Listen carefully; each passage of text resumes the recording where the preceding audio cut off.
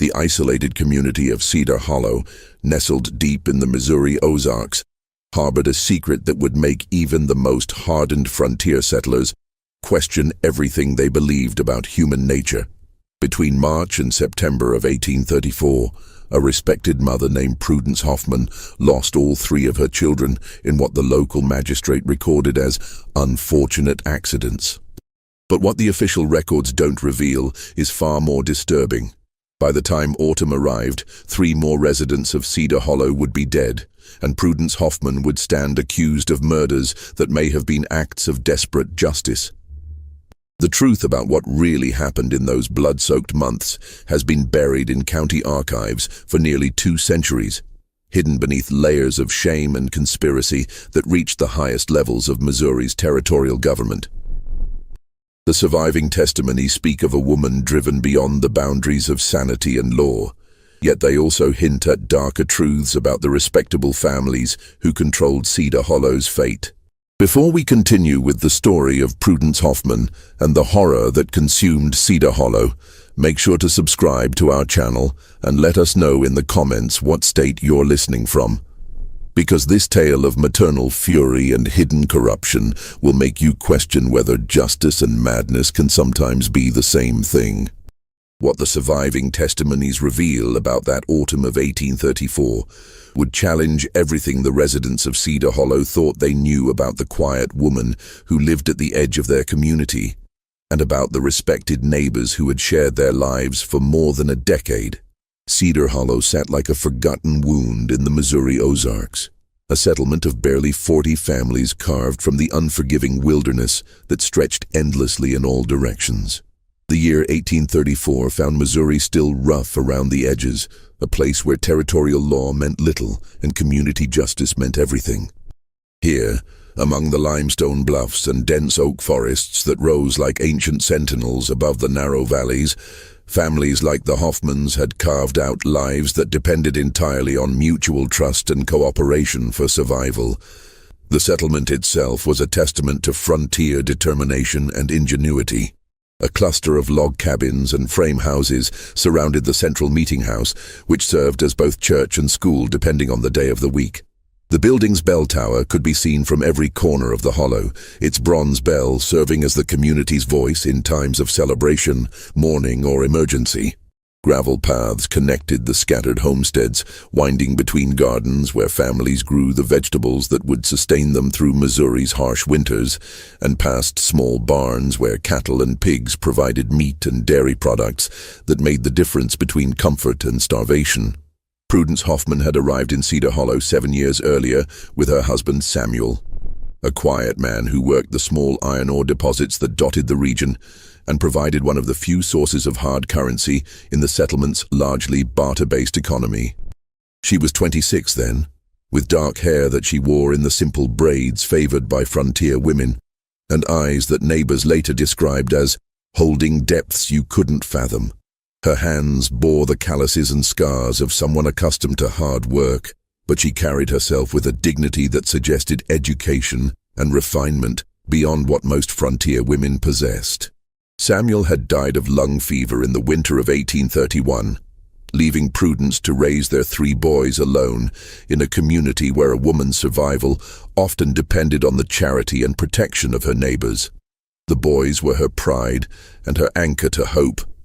Thomas, aged 12, who had inherited his father's steady temperament and careful attention to detail. Benjamin, 9, quieter than his older brother but possessed of an intelligence that impressed even the settlement's most educated residents. And little Isaac, who had just turned 6 and still clung to his mother's skirts with the fierce devotion that only the youngest child knows. The community had rallied around the widow, as was customary in settlements where survival depended on neighbors helping one another through times of crisis. Josiah Grimsby, who owned the largest farm in the hollow and served as the informal leader when disputes needed settling, often sent his teenage sons to help Prudence with heavy work around her small homestead. His assistance came with the expectation of gratitude and deference that characterized most interactions between the settlement's established families and those who depended on their goodwill for survival. Mehitable Stokes, the closest thing Cedar Hollow had to a town matron, made sure Prudence never lacked for preserves or medicine during the harsh winter months when fresh food became scarce and minor illnesses could turn deadly without proper care. The older woman's generosity was legendary throughout the settlement, but it came with a price. She expected to know every detail of her beneficiaries' lives, and her questions often probed into areas that others might consider private family matters. Even Reverend Silas Corwin, whose fire and brimstone sermons could make grown men weep with conviction, and whose theological knowledge was respected throughout the Missouri Territory, took special care to visit the Hoffman cabin regularly. He ensured that the boys received proper religious instruction and that their mother maintained the moral standards expected of a Christian widow. His pastoral visits were seen by the community as evidence of his dedication to his flock's spiritual welfare, though some of the questions he asked seemed to focus more on temporal matters than eternal ones. To all appearances, Prudence Hoffman was exactly what a frontier community expected of its women: hard-working, devout, and utterly devoted to her children. She kept an immaculate cabin that served as a model for other homesteaders, grew the finest vegetables in Cedar Hollow using techniques she claimed to have learned from her grandmother, and could stitch wounds or birth babies with equal skill. Her boys were well-mannered and industrious, the kind of children who made other parents nod approvingly and comment on their fine upbringing despite the absence of a father's guiding hand. But beneath this veneer of frontier respectability, tensions simmered in Cedar Hollow like water in a kettle approaching the boiling point. The settlement existed in a precarious balance between civilization and wilderness, where ancient grudges could fester for years, and where a man's word was quite literally his bond. Land disputes that should have been settled by territorial courts were often resolved through community pressure and unofficial justice. Marriage arrangements that appeared amicable on the surface sometimes concealed bitter resentments and unfulfilled obligations. Questions of bloodline and inheritance carried weight that could determine whether a family prospered or perished in the harsh Ozark wilderness. Missouri in 1834 was experiencing growing pains that affected even the most remote communities like Cedar Hollow. The recent Black Hawk War had left many settlers nervous about Indian attacks, though the local tribes had long since been pushed further west by the steady advance of white settlement. More pressing were the economic uncertainties that rippled out from the growing tensions between North and South over slavery and statehood, creating political divisions that could turn neighbors into enemies overnight. The Hoffman cabin sat at the eastern edge of Cedar Hollow, where the cleared fields gave way to dense forest that stretched unbroken toward the Arkansas border. It was a modest structure of hewn logs, chinked with clay and moss, topped by a stone chimney that Samuel had built with his own hands, using limestone quarried from the nearby bluffs. 2 small windows, their glass panes a luxury in frontier Missouri, allowed light into the main room where the family conducted most of their daily activities. The boys slept in a small loft above the main room, accessible by a wooden ladder that Samuel had crafted with the same careful attention to detail he brought to all his work. Behind the cabin, a small barn housed their 2 cows and a handful of chickens, while Prudence's vegetable garden stretched between the house and the tree line in neat rows that demonstrated her skill at coaxing food from the sometimes reluctant Missouri soil. A root cellar dug into the hillside behind the garden stored the preserved foods that would sustain the family through the winter months when fresh produce became impossible to obtain. From her kitchen window, Prudence could see most of Cedar Hollow spread out below, the cluster of cabins around the central meeting house that served as the community's heart, the larger farms that provided most of the settlement's grain and livestock, and the network of paths and cart roads that connected the scattered homesteads like arteries carrying the lifeblood of frontier commerce and communication. It was a view that had once provided comfort, watching her neighbors go about their daily lives with the steady rhythm of frontier existence that marked the passage of seasons and years. The first tragedy struck on a morning in March, when the last of winter's ice was finally yielding to spring's insistent warmth, and the maple trees along the ridge were beginning to show the faint green haze that promised warmer days ahead. Thomas Hoffman had risen early to check the rabbit snares he maintained along the ridge above Cedar Hollow, a responsibility he had taken seriously since his father's death 3 years earlier. At 12, he was already showing the steady, reliable nature that made frontier boys grow into dependable men who could be trusted with tasks that meant the difference between a family's prosperity and starvation. The morning had dawned clear and cold, with a thin layer of frost covering the ground and making every step crunch underfoot like walking on broken glass. Thomas had dressed quickly in the pre-dawn darkness, pulling on his wool coat and the sturdy boots his mother had purchased from a traveling merchant the previous autumn. He carried his father's old hunting knife on his belt and a small sack for any rabbits he might find in the snares. Though the winter had been hard and game had grown scarce throughout the Ozarks, Prudence was kneading bread dough at her kitchen table when she heard the commotion, shouts echoing across the hollow, followed by the urgent clanging of the meeting house bell that served as the community's alarm for fires, accidents, or Indian raids. The sound cut through the morning quiet like a blade, sending every resident into the kind of alert panic that frontier life demanded when neighbors faced danger. Through her kitchen window, she could see men running toward the eastern ridge, their movements urgent and purposeful in the way that meant only one thing: someone was hurt, or worse. What they found at the base of Miller's Bluff would haunt Cedar Hollow for years to come, becoming the kind of story that mothers would use to frighten children into obedience, and that men would discuss in lowered voices when they thought women weren't listening.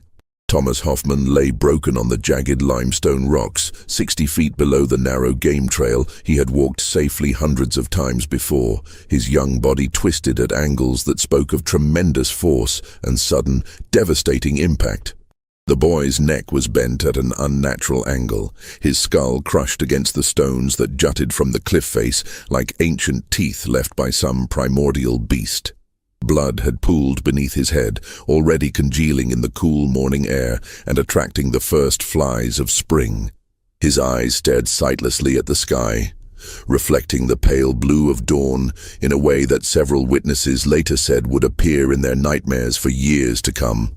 Josiah Grimsby was among the first to reach the boy's body, his heavy breathing and flushed face showing the exertion of running across the uneven terrain that led to the base of the bluff. Later, he would tell anyone who asked that Thomas had clearly slipped on the wet limestone. A tragic but understandable accident for someone walking the treacherous trail in the pre-dawn darkness. The spring thaw had made the rocks slick as glass, and even experienced hunters sometimes lost their footing on the narrow path that wound along the bluff's edge like a scar across the face of the ridge. But there were details about the scene that Grimsby didn't share with the grieving community. Details that would only emerge much later when the full horror of that year began to unfold like a flower blooming in reverse. The boy's footprints in the soft earth stopped abruptly 20 feet from the cliff's edge, as if he had been startled by something or someone and had turned to face a threat that approached from behind. More troubling still were the other prints nearby. The distinctive pattern of hobnailed boots that belonged to no one in the Hoffman family, boots that left deep impressions suggesting a man of considerable weight and strength. Most disturbing of all was the condition of Thomas's hands. His knuckles bore scrapes and cuts that suggested he had fought against someone or something before his death, and there were defensive wounds on his forearms that spoke of a desperate struggle. The rabbit snares he had been checking hung undisturbed from their posts, the bait still fresh and the triggers unsprung, suggesting that he had never reached his intended destination. Mehitable Stokes arrived at the Hoffman cabin before the men had even finished carrying Thomas's body down from the ridge, her skirts muddy from running across the rough ground and her usually perfect hair disheveled by wind and exertion. She found Prudence standing in her doorway like a woman carved from stone, her face drained of all color, but her eyes burning with an intensity that made even the practical Mehitable pause. There was something in Prudence's expression that went beyond grief, something that seemed to pierce straight through to a truth that others couldn't see or wouldn't acknowledge. "My boy," Prudence whispered, her voice barely audible above the sounds of mourning that echoed across the hollow like the cries of wounded animals. "They killed my boy." The words hung in the air between the two women like an accusation that neither could fully comprehend. Mehitable moved to comfort the bereaved mother, her arms outstretched in the gesture of sympathy that frontier women offered one another in times of loss. But Prudence stepped away from her embrace, her movement sharp and sudden like that of a cornered animal preparing to fight. In that moment, something fundamental had shifted in the widow's understanding of her world. The careful facade of community trust and mutual support that had sustained her since Samuel's death began to crumble, revealing darker truths that lurked beneath Cedar Hollow's peaceful surface, like poisonous roots growing in contaminated soil. The funeral was held 3 days later in the small cemetery behind the meeting house, where weathered headstones marked the graves of pioneers who had carved their lives from the unforgiving Ozark wilderness, and had paid the ultimate price for their determination to build something lasting in this remote corner of Missouri. The cemetery sat on a small rise that commanded a view of the entire hollow, its iron fence enclosing perhaps 24 graves that represented the full measure of Cedar Hollow's brief but tragic history. Reverend Silas Corwin delivered a moving eulogy about the boy's promise and the mysterious ways of divine providence, his rich voice carrying across the assembled mourners with the practiced cadence of someone accustomed to comforting the grieving. He spoke of Thomas's industry and reliability, his devotion to his mother and brothers, and his bright future that had been cut short by what the minister described as the inscrutable will of the Almighty. But his words seemed to slide off Prudence like water off oiled leather, failing to penetrate the protective shell of rage and suspicion that had formed around her grief like armor forged in the fires of maternal fury.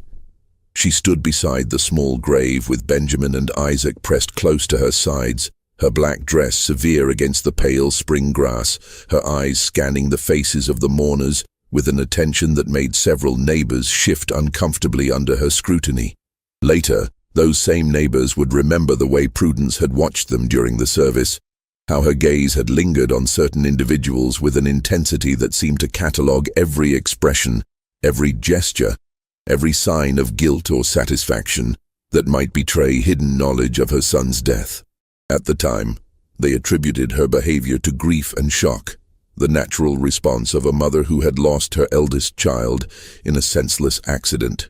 Only later would they understand that Prudence Hoffman was conducting her own investigation, gathering evidence for a case that would culminate in acts of vengeance that would shake Cedar Hollow to its very foundations and expose secrets that had been buried for more than a decade. The weeks that followed Thomas's burial revealed subtle changes in Cedar Hollow's social fabric, changes that might have gone unnoticed by anyone less observant than a grieving mother with too much time to think and remember. The rhythms of frontier life continued unchanged on the surface. Men worked their fields and tended their livestock, women managed their households and cared for their children, and children played the same games their parents had played in distant places before coming to Missouri to build new lives. But beneath this veneer of normalcy, Prudence found herself recalling conversations and incidents from years past with startling new clarity, as if Thomas's death had somehow sharpened her memory and revealed patterns that had previously remained hidden beneath the mundane concerns of daily survival. She remembered, for instance, the way Josiah Grimsby had asked particular questions about Thomas's hunting habits just weeks before the boy's death, questions that had seemed like innocent neighborly interest at the time. During one conversation in late February, Grimsby had stopped by the Hoffman cabin ostensibly to discuss spring planting and the need for community cooperation in clearing new fields. But his questions had quickly turned to more personal matters. How often did Thomas check his snares? Did he always take the same path up to the ridge? Was he in the habit of walking the trail in the dark, or did he prefer to wait for full daylight? At the time, Prudence had assumed he was simply taking a neighborly interest in the boy's development, perhaps considering offering him work during the busy harvest season when extra hands were always needed. But now those questions took on a more sinister cast, suggesting a level of planning and preparation that went far beyond casual curiosity. Someone had wanted detailed information about Thomas's routines and habits, information that could be used to predict his movements and create opportunities for the kind of accident that had claimed his life. The realization that her son's death might have been the result of careful planning rather than random misfortune filled Prudence with a cold fury that burned more intensely than her grief. Similarly, she began to view Mehitable Stokes's frequent visits in a different light, remembering details that had seemed unremarkable at the time, but now suggested a more calculated purpose. The older woman had always been generous with her time and assistance, bringing food during difficult periods and offering help with household tasks that were challenging for a woman managing alone. But Prudence now noticed how Mehitable's eyes would linger on the boys during these visits, studying them with an attention that seemed to go beyond mere neighborly concern. There had been questions too, seemingly innocent inquiries about the boys' health, their growth, their resemblance to their deceased father. Mehitable had shown particular interest in family history, asking about Samuel's relatives and background in ways that had seemed like friendly curiosity at the time. She had also made seemingly casual comments about the challenges of raising boys without a father's guidance, and had several times suggested that the community might need to take a more active role in overseeing their development and education. Even Reverend Corwin's pastoral visits began to seem less benevolent under this new scrutiny. The minister had always shown particular interest in the Hoffman boys, praising their intelligence and commenting on their fine characters during his regular visits to the cabin. But now Prudence remembered how his questions had often focused on family history, bloodlines, and the circumstances of her marriage to Samuel. He had shown unusual interest in Samuel's father, the traveling preacher who had officiated at weddings and kept records throughout the Missouri Territory before settling briefly in Cedar Hollow during the early days of the settlement. At the time, she had assumed the minister was simply taking a shepherd's interest in his flock's spiritual well-being, perhaps seeking to understand the theological influences that had shaped her family's faith. Now, she wondered if there had been deeper motivations behind his curiosity, motivations that might relate to secrets and records that could threaten the carefully constructed respectability of Cedar Hollow's founding families. The transformation in Prudence's thinking didn't happen overnight. It was a gradual process, like watching sunrise slowly illuminate a familiar landscape and reveal features that had been hidden in darkness. As April melted into May, she found herself paying attention to details that had previously escaped her notice. The timing of her neighbors' visits, the topics they chose to discuss, the questions they asked about her boys' daily routines and future plans. She began to notice, for example, that certain people always seemed to appear shortly before or after significant events in her family's life. When Benjamin had fallen ill with fever the previous winter, Josiah Grimsby had stopped by the very next morning, ostensibly to offer help, but spending most of his time asking detailed questions about the boy's condition and prospects for recovery. When Isaac had started attending the informal school sessions that Mehitable conducted for Cedar Hollow's younger children, the older woman had made several visits specifically to discuss the boy's progress and potential. Conversations that now seemed designed to gather information rather than provide education. Most disturbing of all were her evolving memories of the morning Thomas died. In the immediate aftermath of the tragedy, grief and shock had clouded her recollection of the hours before dawn, leaving her with only fragmentary impressions of sounds and movements that might or might not have been significant. But as the weeks passed, details began to emerge from the fog of her trauma, like objects becoming visible as floodwaters receded. She remembered hearing voices outside her cabin in the pre-dawn darkness, voices that had seemed unremarkable at the time, but now struck her as significant. The conversation had been too distant and muffled for her to make out words, but she recalled the urgent conspiratorial tone that suggested people discussing plans they didn't want overheard. She recalled the sound of footsteps on the path that led toward the ridge, footsteps that had been too heavy and measured to belong to her 12-year-old son. Most troubling of all was her growing certainty that she had heard Thomas's voice shortly before dawn, not from the direction of the ridge where he was supposed to be checking his snares, but from somewhere much closer to the cabin. The voice had sounded distressed, perhaps even frightened, as if he were arguing with someone or pleading for something. At the time, she had dismissed it as a dream or the product of her drowsy imagination. Now, she wondered if her son had been confronted and threatened before being forced to accompany his killers to the site where they planned to stage his accident. By early June, Prudence had developed what could only be described as a systematic approach to monitoring Cedar Hollow's inhabitants, a surveillance network that operated from her kitchen window and during carefully timed walks through the settlement. Her observations revealed patterns that would have been invisible to a casual observer, but were crystal clear to someone watching with the focused intensity of a predator studying potential prey. From her vantage point at the eastern edge of the hollow, she could observe the daily routines of most of the settlement's residents as they went about their business. She learned to recognize the distinctive gaits and postures of her neighbors from great distances, could identify them by their clothing and the tools they carried, and began to notice patterns in their movements that suggested coordination and planning beyond the normal interactions of frontier life. Josiah Grimsby, she discovered, made frequent trips to the eastern ridge where Thomas had died, often taking paths that would bring him near the Hoffman cabin at times when he had no legitimate business in that area.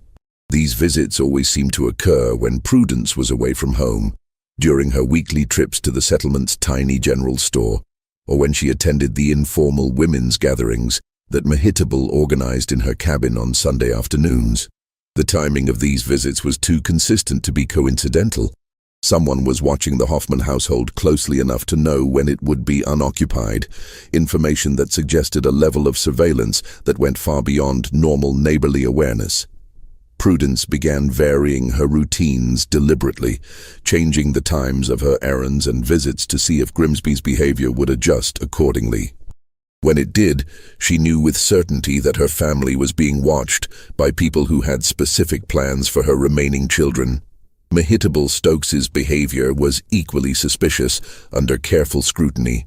The older woman had developed an almost compulsive need to know the whereabouts and activities of Benjamin and Isaac at all times, asking detailed questions about their daily routines during her frequent visits to the Hoffman cabin. Her inquiries were persistent and specific. Where did the boys like to play? What chores kept them busy during the day? Did they have favorite spots in the woods where they might go to be alone? Did they ever venture far from the cabin without their mother's knowledge?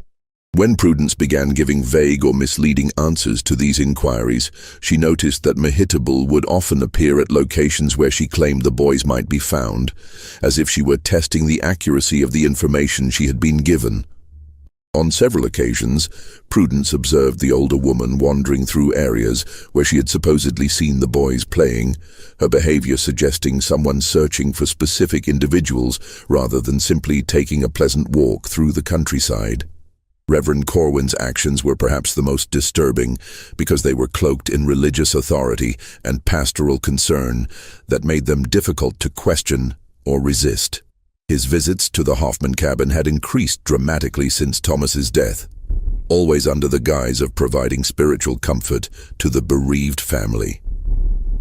But his conversations invariably turned to practical matters: the boys' education, their future prospects, the challenges Prudence faced in raising them alone in such a dangerous and unpredictable environment. He seemed particularly interested in whether she had made any provisions for their care should something happen to her, and whether she had shared any family secrets or concerns with friends or relatives outside Cedar Hollow. His questions about Samuel's father and the records the old preacher had kept became increasingly pointed, as if he were trying to determine whether dangerous information had been passed down through the family's bloodline. The accumulation of these observations led Prudence to a chilling conclusion. Her family was being systematically studied and evaluated by people who had some specific agenda that required detailed knowledge of their habits, weaknesses, and potential vulnerabilities. The realization that Thomas's death might have been merely the opening move in a larger campaign against her family filled her with a cold fury that burned more intensely than any emotion she had ever experienced. But understanding that she was being targeted was only the beginning. If she was going to protect Benjamin and Isaac, she needed to understand why her family had been chosen and what her enemies hoped to accomplish by destroying them.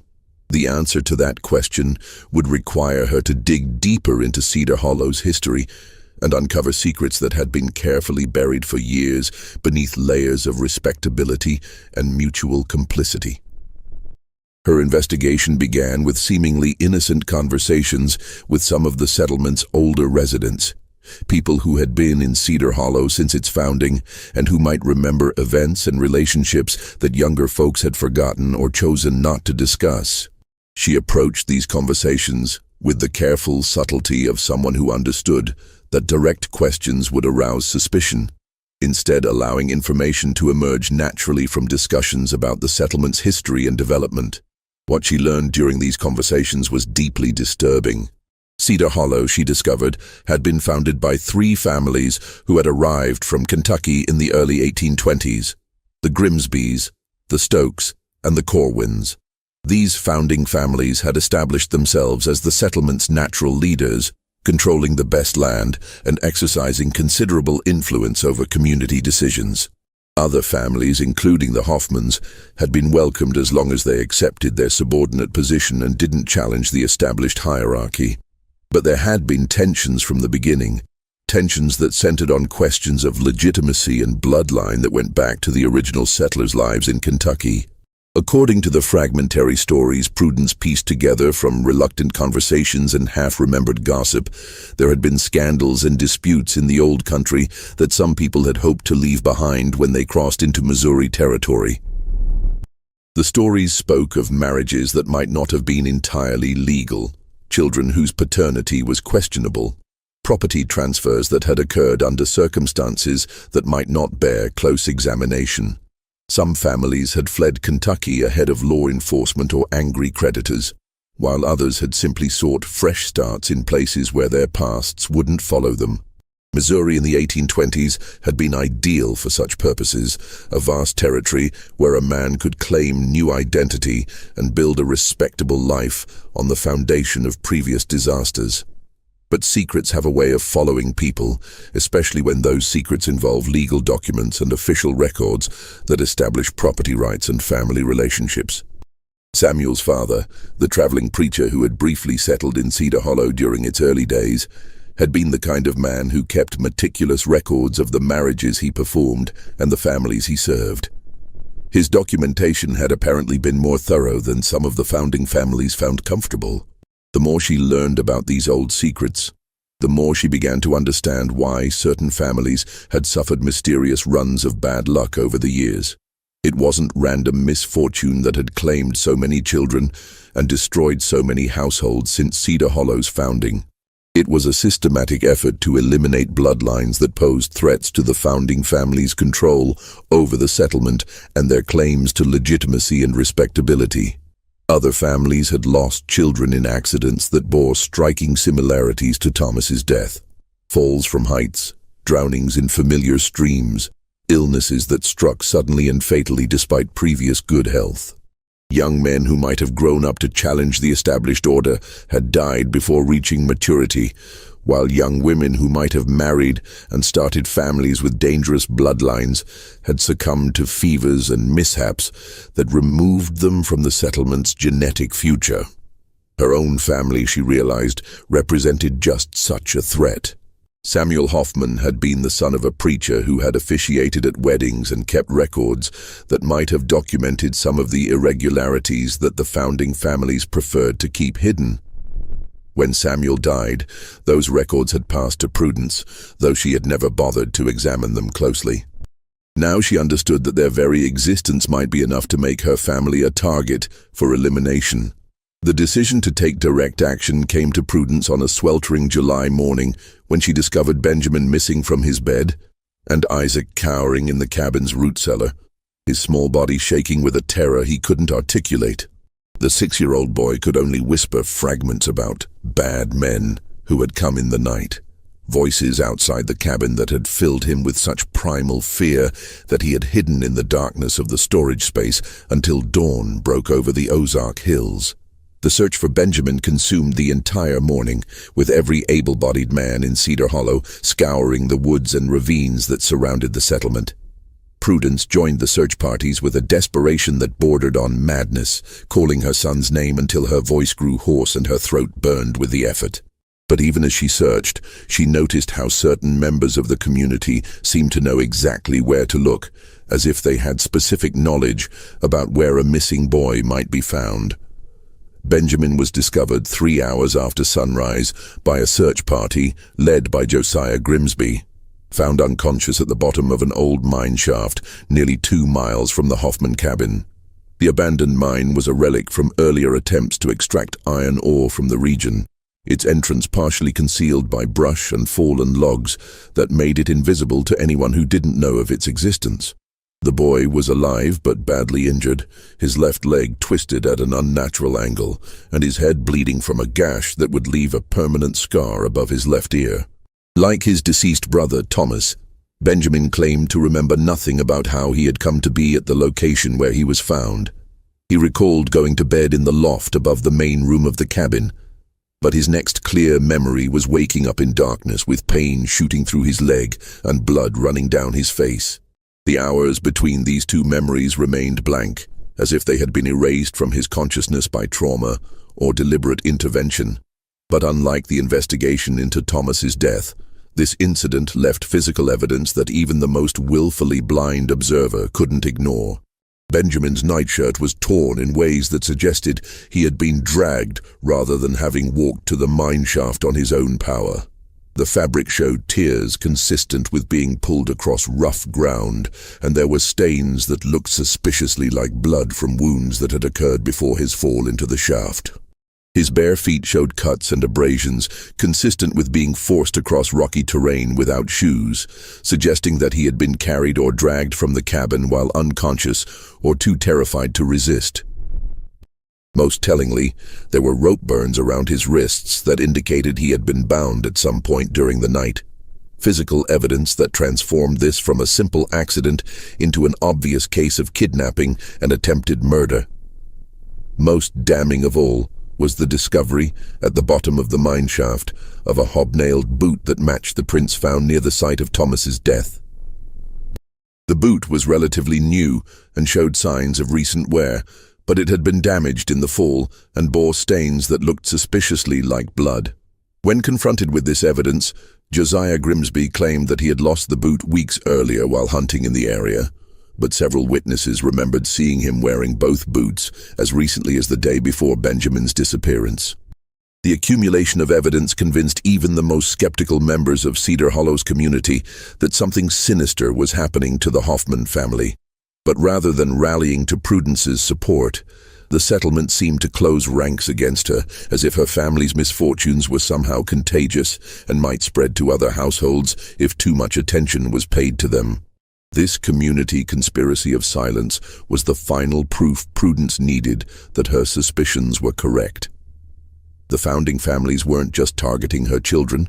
They had enlisted the entire settlement in their campaign of terror through a combination of intimidation, bribery, and shared complicity in past crimes. Cedar Hollow wasn't a community at all, she realized. It was a carefully constructed facade designed to hide decades of systematic murder and corruption. The realization that she stood alone against enemies who controlled every aspect of life in Cedar Hollow filled Prudence with a clarity of purpose that burned away all doubts and hesitations. If the law couldn't protect her remaining children, and if her neighbors had chosen to side with her enemies, then she would have to become judge, jury, and executioner herself. It was a role she accepted with the grim determination of someone who understood that half measures would only lead to more graves in Cedar Hollow's small cemetery. Her first target was Josiah Grimsby, the man whose boot had been found at the scene of Benjamin's near murder and whose behavior had demonstrated clear knowledge of crimes he shouldn't have known about. Prudence had spent weeks studying his routines and habits, learning that he made solitary trips to check his livestock every evening just after sunset. following paths that took him far from the settlement and away from potential witnesses. On a humid night in late July, when the air hung thick with moisture and the sound of insects created a natural cover for movement, she positioned herself along the path he always took from his barn to the far pasture where his cattle grazed. She carried Samuel's old hunting rifle, loaded with a charge that would be sufficient to kill a man at close range, and wore dark clothing that would make her invisible in the shadows of the oak trees that lined the path. The confrontation was brief and decisive. When Grimsby appeared on the familiar path, his heavy footsteps announcing his approach long before he became visible in the dim light, Prudence stepped out of the shadows with the rifle pointed at his chest. For a moment, they faced each other in the gathering darkness, predator and prey locked in a moment of terrible understanding that carried the weight of months of hidden warfare. "You killed my Thomas," she said, her voice steady despite the rage that threatened to consume her rational thought. "And you tried to kill Benjamin too."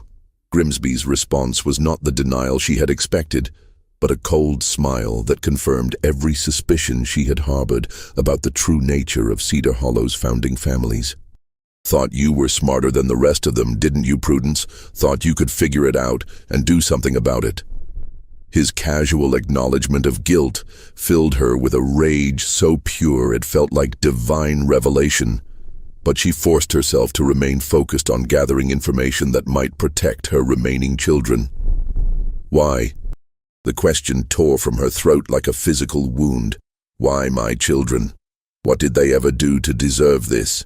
"Same reason we dealt with all the others over the years," Grimsby replied, with the casual indifference of someone discussing livestock or weather. "Some bloodlines are too dangerous to let continue. Some secrets are too important to risk having them exposed by the next generation."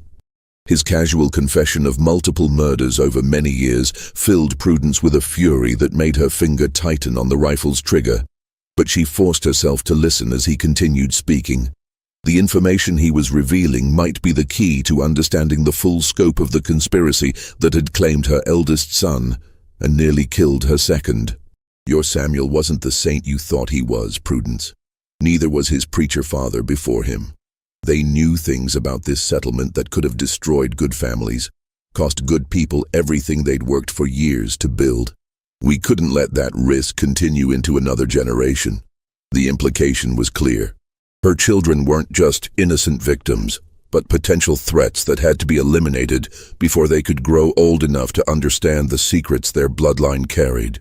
The realization that Thomas, Benjamin, and Isaac were being murdered, not for anything they had done, but for what they might someday learn, filled Prudence with a rage so consuming that it required all her willpower not to end the conversation immediately with a rifle shot. "What secrets?" she demanded, her voice barely above a whisper, but carrying the intensity of a shout. What could children possibly know that would threaten anyone? Grimsby's laugh was a sound devoid of any human warmth, the kind of noise that predators might make when discussing their prey. "You really don't know, do you? Samuel never told you about the papers his father left, the records he kept of every marriage and birth and death in this settlement since the beginning."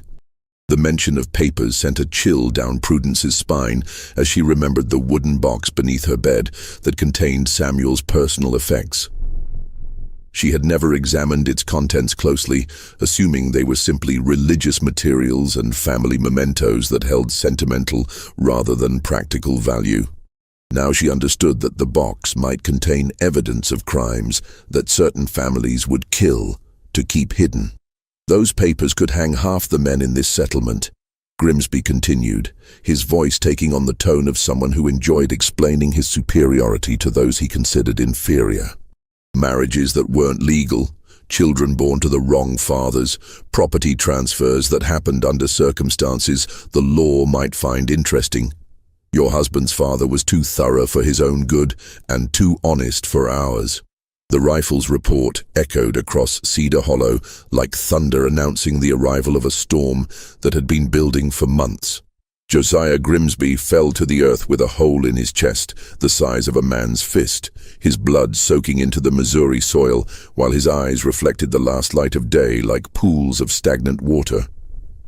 Prudence stood over his body for long minutes, watching his life drain away, and feeling a satisfaction that she knew marked the death of whatever innocence she had retained since Thomas's murder. The work of concealing the crime required careful planning and physical effort that taxed her strength to its limits. She dragged Grimsby's body to the edge of the ravine that bordered his property, arranging it to suggest that he had fallen while checking his fence line in the darkness. The hobnailed boots that had left prints at both crime scenes she buried deep in the woods, along with the rifle she had used to kill him. By the time she returned to her cabin, the eastern sky was already showing the first hints of dawn, and she felt the grim satisfaction of someone who had struck the first blow in a war she intended to win. But eliminating Josiah Grimsby was only the beginning of Prudence's campaign of retribution. As news of his accidental death sent shockwaves through Cedar Hollow's founding families, she was already planning her next move against the enemies who had declared war on her children. The discovery of his body the following morning sparked exactly the kind of community response she had anticipated. Public expressions of sorrow and concern that barely concealed the fear and suspicion that now infected every interaction between the settlement's residents. Mehitable Stokes was the first to approach Prudence directly, arriving at the Hoffman cabin 3 days after Grimsby's funeral with the kind of forced smile that fooled no one who looked closely at her eyes.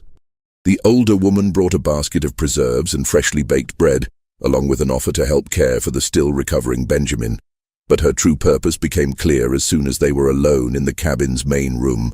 "These have been terrible times for everyone," Mehitable said, her voice carrying an undertone of threat, despite its surface sympathy. "So many accidents, so much tragedy striking our peaceful community. A person might start to wonder if someone was causing these misfortunes deliberately." Prudence met her gaze steadily, allowing her own fury to show just enough to make the other woman understand exactly who she was dealing with.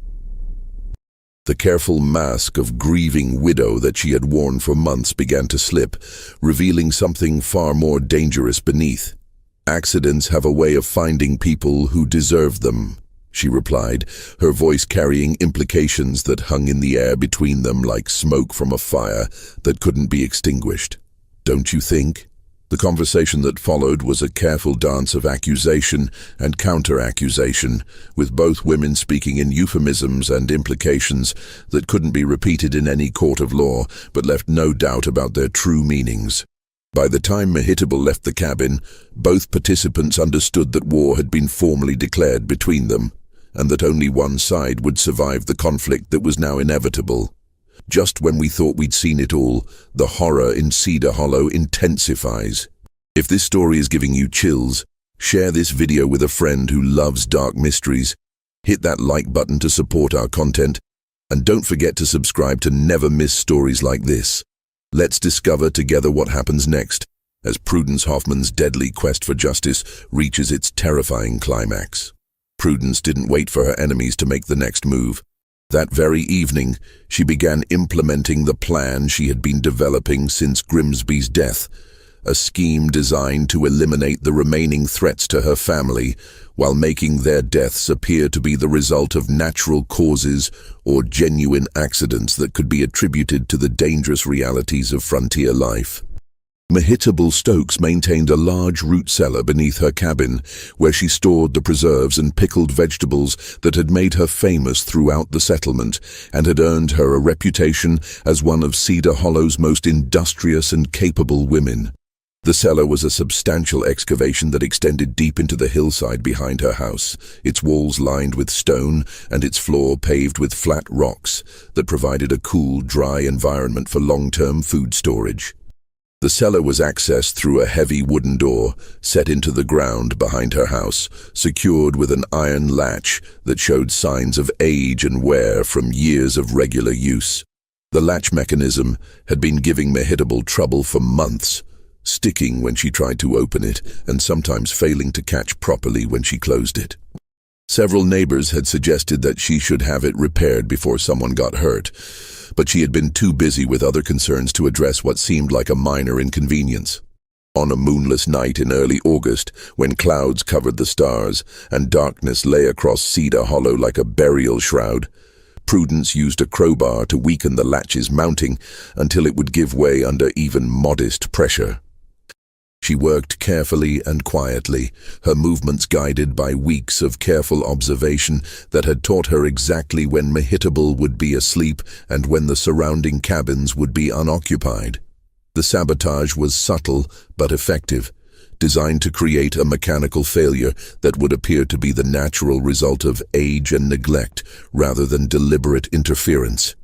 She weakened the mounting screws just enough to ensure that the latch would fail when subjected to the kind of stress that normally occurred during regular use, but not so obviously that investigators would suspect deliberate tampering. She didn't have to wait long for her sabotage to bear fruit.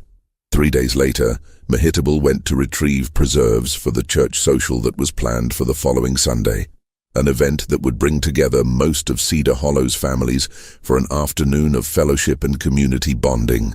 The older woman was carrying a lantern to light her way in the pre-dawn darkness when the weakened latch gave way just as she was descending the steep wooden steps that led into the cellar's depths. The accident unfolded exactly as Prudence had planned. Mehitable's scream echoed through the night as she tumbled into the darkness, her lantern flying from her hand and shattering against the stone walls in a shower of glass and burning oil. Her neck snapped against the stone floor with a sound that neighbors later described as sickening. A wet crack that spoke of bones breaking and life ending in an instant of terrible violence. The accident was perfect in its simplicity and plausibility. Everyone in Cedar Hollow knew that Mehitable's cellar latch had been giving her trouble for months, and several people had witnessed her struggling with it during recent visits to retrieve stored food. Her death was attributed to a tragic combination of age, failing eyesight, and mechanical failure. Exactly the kind of mishap that could happen to anyone in a frontier community where safety precautions were often viewed as unnecessary luxuries that few families could afford. But Prudence's most dangerous enemy was also the most difficult to eliminate, Reverend Silas Corwin. As the settlement's spiritual leader, the minister commanded a level of respect and trust that made direct action against him extremely risky. His position gave him access to information and influence that could be used to turn the entire community against her if he chose to publicly accuse her of murder. More importantly, his clerical authority provided him with protections that extended far beyond Cedar Hollow's boundaries, connections to church hierarchies and territorial officials who would investigate thoroughly if anything suspicious happened to a man of God. The confrontation she had been dreading came on a Sunday evening in late August, when the heat of summer was finally beginning to yield to the first hints of autumn, and the leaves on the oak trees were starting to show touches of gold and red that promised cooler days ahead. Corwin appeared at her cabin door with an expression that mixed pastoral concern with barely concealed menace. His usual clerical composure cracked just enough to reveal the ruthless pragmatist who lurked beneath his spiritual exterior. Benjamin was sleeping fitfully in the loft above the main room, still recovering from his injuries and the psychological trauma of his near-death experience. Little Isaac clung to his mother's skirts with the instinctive fear of a child who sensed danger, even when he couldn't understand its source or nature. The boy had grown increasingly clingy since his brother's disappearance, as if he understood on some primitive level that his family was under attack by forces beyond his comprehension. "We need to talk, Prudence," the minister said, his voice carrying the authority of someone accustomed to being obeyed without question, "about recent events and about the future of your family and our community." The conversation that followed lasted nearly 2 hours, and ranged across decades of Cedar Hollow's hidden history, revealing layers of corruption and conspiracy that extended far beyond anything Prudence had imagined in her darkest suspicions. Corwin revealed the full scope of the conspiracy that had shaped the settlement's development since its founding. confirming her worst fears while adding details that made the truth even more horrifying than she had dared to believe. The founding families, he explained with the matter-of-fact tone of someone discussing business arrangements, had been fleeing more than just economic hardship when they left Kentucky in the early 1820s. They had been escaping the consequences of crimes that included fraud, bigamy, and multiple murders designed to eliminate witnesses and rivals who threatened their plans for building new lives in Missouri territory. The old country had become too dangerous for people like us, Corwin continued, his voice taking on the rhythmic cadence he used during sermons. Too many questions, too many people who remembered things that were better forgotten. Missouri offered opportunities for men of vision and determination, but only if we could leave our pasts behind permanently. Cedar Hollow had been established as a refuge where these fugitives could create new identities and build respectable lives on the foundation of their victims' graves. The settlement's isolation and the lack of effective law enforcement in the Missouri Territory had made it an ideal location for people who needed to disappear from their previous lives and emerge as completely different individuals. Your husband's father, Corwin continued, his voice hardening with resolve, kept records that could have exposed all of us. Marriage certificates, baptismal records, property transfers, documents that proved who we really were and what we had done to get here. When Samuel inherited those papers, he became a threat that couldn't be allowed to continue. The implication was clear and devastating. Samuel's death from lung fever hadn't been the result of natural causes, but of deliberate poisoning designed to look like a common frontier ailment that could strike anyone without warning. The revelation that her husband had been murdered filled Prudence with a rage so consuming that it took all her self-control not to attack the minister with her bare hands. But Corwin wasn't finished with his revelations. The systematic elimination of her children, he explained with clinical detachment, was part of a broader campaign to erase all traces of the bloodlines that posed threats to the founding family's carefully constructed respectability. Other families had suffered similar losses over the years, their children dying in accidents that removed potential witnesses and eliminated genetic lines that carried dangerous knowledge. Thomas was becoming too curious about his grandfather's papers, the minister said, his voice carrying no trace of remorse for the child's death. Benjamin shows the same intellectual tendencies, and little Isaac will likely develop them as well if he's allowed to reach maturity. We can't permit that risk to continue. The threat was explicit and immediate. Either Prudence would submit to the founding family's authority and allow them to dispose of Benjamin and Isaac quietly, or the entire community would be turned against her through carefully orchestrated accusations of witchcraft and murder that would result in her execution and leave her children defenseless against their enemies. You have until tomorrow evening to decide, Corwin said, rising from his chair with the satisfied expression of someone who believed he held all the advantages. Bring the boys to the meeting house after sunset, and we'll make sure their deaths are quick and merciful. Refuse, and we'll make sure the whole territory knows that Prudence Hoffman is a witch who murdered her neighbors in league with the devil himself. But the minister had made a crucial miscalculation that would prove to be his downfall. By revealing the full scope of the conspiracy against her family, he had also revealed the location where Samuel's father's incriminating documents were hidden.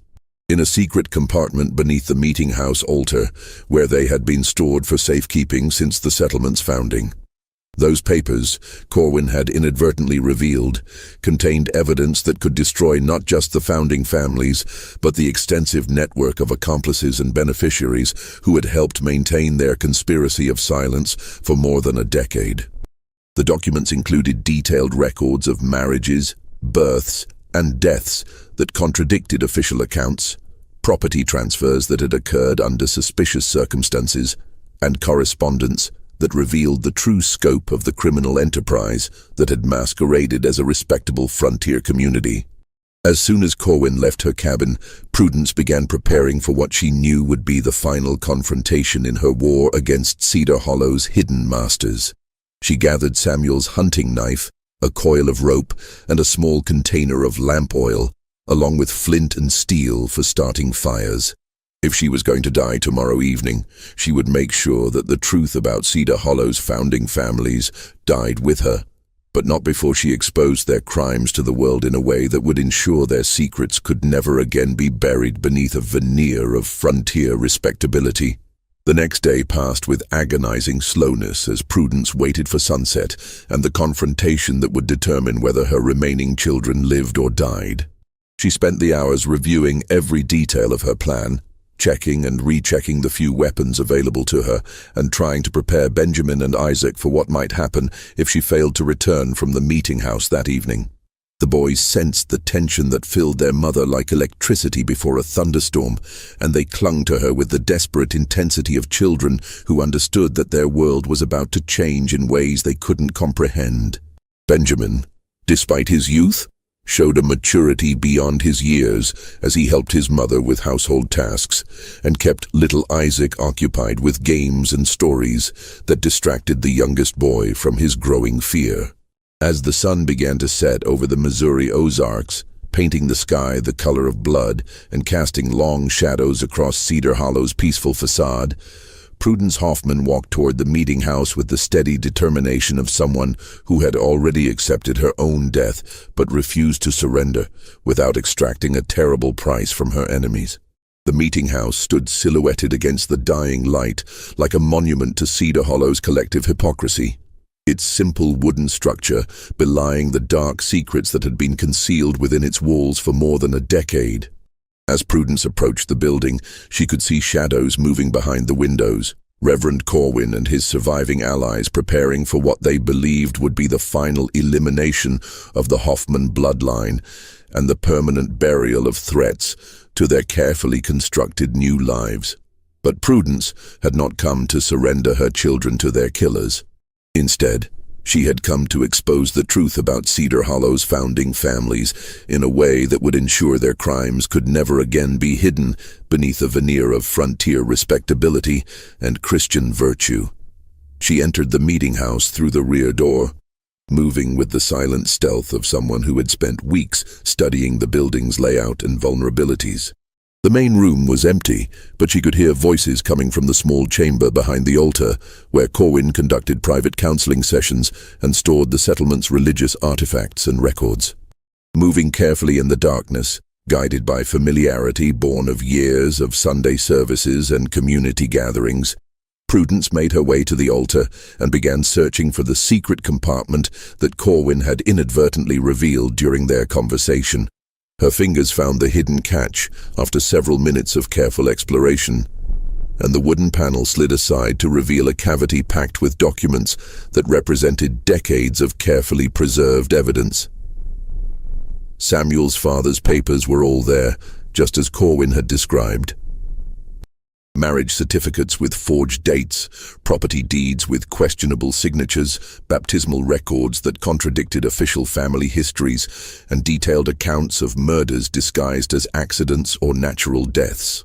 But there were other documents as well, more recent papers that documented the conspiracy's expansion beyond the original founding families to include accomplices throughout the Missouri Territory and beyond.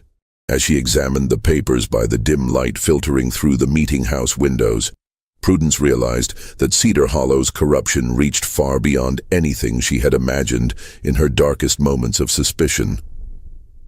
Territorial officials, circuit judges, federal land agents, and even church authorities had been bought or intimidated into silence by a conspiracy that had been systematically eliminating threats and witnesses for more than a decade. The sound of approaching footsteps interrupted her examination of the documents. Corwin and two other men were entering the main room of the meeting house, their voices carrying the confident tone of people who believed they were about to complete a task that would secure their safety for years to come. "Mrs. Hoffman," Corwin called out, his voice echoing in the empty space with the authority of someone accustomed to commanding attention and obedience. "I trust you've brought the boys as we discussed?" Instead of answering, Prudence struck a light and touched the flame to the lamp oil she had brought with her. The fire caught immediately, spreading across the wooden floor with a hunger that spoke to years of drought and accumulated tinder. As the flames began to climb the walls and lick at the ceiling beams with increasing intensity, she stood in the growing light, with Samuel's father's papers clutched in her hands like evidence in a cosmic trial. "These documents," she called out, her voice carrying clearly over the crackling of the fire, "contain the truth about every family in Cedar Hollow. Every murder, every fraud, every crime you've committed to protect your lies and build your fortunes on the graves of innocent people." The three men rushed toward the altar, but the spreading fire forced them back before they could reach her. Corwin's face, illuminated by the dancing flames, showed a mixture of rage and terror that confirmed everything Prudence had suspected about his true nature and the depths of his involvement in the conspiracy that had shaped Cedar Hollow's development. "You're destroying evidence that could hang half the territory," he shouted above the roar of the fire. "Those papers protect innocent people as well as guilty ones." "Then let God sort them out," Prudence replied, her voice steady despite the heat and smoke that was beginning to fill the building and make breathing difficult. "My children were innocent too, but that didn't stop you from murdering them to protect your secrets." As the fire spread beyond any hope of control, consuming the meeting house with the same relentless hunger that had driven the founding families to murder anyone who threatened their carefully constructed respectability, Prudence made her final choice. Rather than flee the burning building and face the certain retribution that would follow, she remained at the altar with the documents pressed against her chest. The truth about Cedar Hollow's founding families would die with her, but their power to hurt other innocent children would die as well. The flames that consumed the evidence of their crimes would also consume their ability to maintain control through blackmail and intimidation, leaving them exposed and vulnerable to the territorial authorities who would inevitably investigate the destruction of an entire community's religious center. The meeting house burned throughout the night, the flames visible from miles across the Missouri Ozarks and drawing concerned observers from settlements throughout the region. By morning, nothing remained but a blackened foundation and the charred remnants of the conspiracy that had shaped Cedar Hollow's hidden history for more than a decade. Reverend Corwin and his two companions survived the fire, but their escape came at a terrible cost that would haunt them for the rest of their dramatically shortened lives. The destruction of the documents had eliminated the evidence they needed to maintain control over their accomplices and victims throughout the territory. Without the threat of exposure hanging over their heads like a sword of Damocles, many of Cedar Hollow's residents began to speak openly about the accidents and deaths that had shaped their community's development since its founding. Within weeks, territorial authorities were investigating claims of systematic murder and fraud that reached back to the settlement's earliest days. The investigation revealed a pattern of suspicious deaths and convenient accidents that extended far beyond the Hoffman family's recent tragedies. Several prominent families fled Missouri entirely rather than face the questions that were beginning to emerge about their past activities and their methods of acquiring property and influence. Others found themselves facing charges that would ultimately result in imprisonment or execution, as the web of conspiracy that had protected them for so long began to unravel under official scrutiny. The carefully constructed respectability that had masked their crimes for more than a decade crumbled like a house built on sand, leaving them exposed to the justice they had so long avoided. Benjamin and Isaac Hoffman survived their mother's final confrontation with Cedar Hollow's founding families, raised by relatives who had learned the truth about their parents' deaths through the investigation that followed the meeting house fire.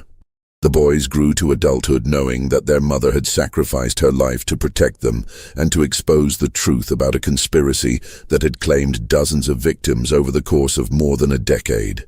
They carried with them the knowledge that Prudence Hoffman had been both victim and avenger, a woman who had paid the ultimate price to ensure that her children's deaths would not be forgotten, and that their killers would not escape the justice that had been so long delayed.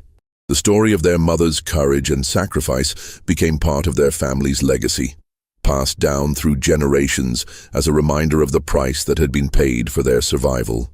The case of Prudence Hoffman became the subject of whispered conversations throughout the Missouri Territory. a cautionary tale about the price of corruption and the lengths to which a mother will go to protect her children from those who would harm them. Some said she had been driven mad by grief and had imagined the conspiracy that led to her final, fatal confrontation with the settlement's leaders. Others insisted that she had been a hero who exposed genuine crimes at the cost of her own life, a woman who had faced impossible odds and had chosen to die rather than allow her children to be murdered by the same people who had killed their father and brother. The truth, as often happens in such cases, lay somewhere between these extremes, but the evidence supported the latter interpretation more than the former.